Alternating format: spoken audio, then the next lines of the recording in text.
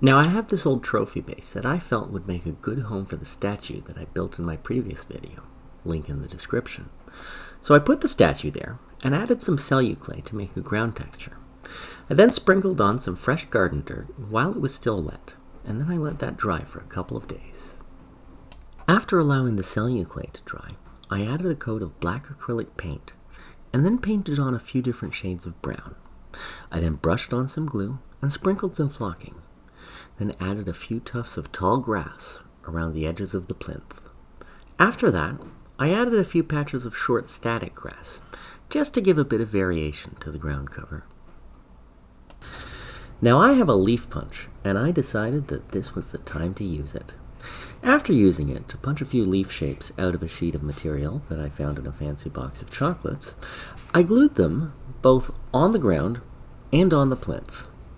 I then painted them in autumn colors, first using a brown base coat, and then using washes to bring out some tonal variation. For the figure, I started with this German soldier from Masterbox.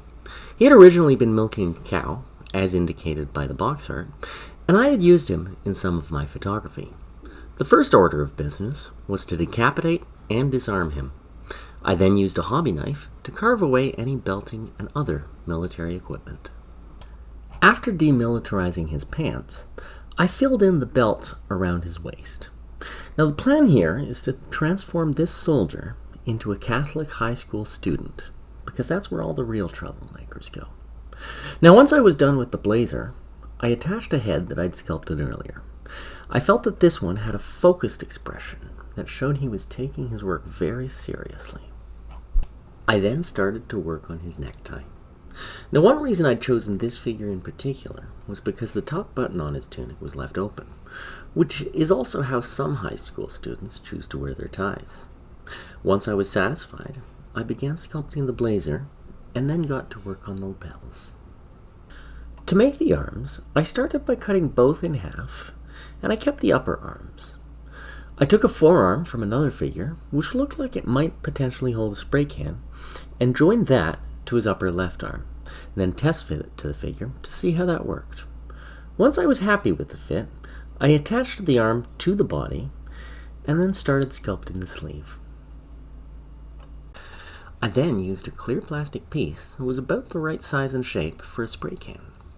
For the right arm, I used the upper arm that originally came with the figure, and then with a piece of bent wire, attached a forearm that looked like it could work. At this point, I wasn't really sure what this arm should be doing, and then I remembered that as long as someone's holding a cigarette, then that means they're doing something. For the hair, I decided to copy John Travolta's look in Saturday Night Fever. It would have been a popular style at the time, and I felt that it fit this figure's character.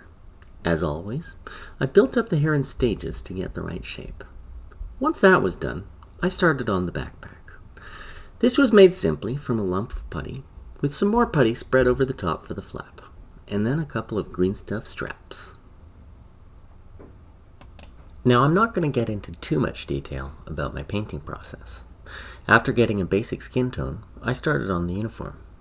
I originally planned to make his blazer a burgundy color, but after some thought, I decided to go with the navy blue, since I felt that would make a better contrast with his red hair. After some finishing touches, I added a light oil wash to his face to bring out the shadows a little more. After painting his spray can and cigarette, I started on the backpack. I wanted to make it red, and unfortunately I didn't manage to make it quite as red as I'd hoped I could. Despite that, I was happy with the end result, and attached both the bag and the figure to the base. If you want to see how I made the statue, then check out my previous video, link in the description. I hope you enjoyed this build as much as I did, and I promise the next project won't be quite as silly as this one. Until next time, I'll see you soon.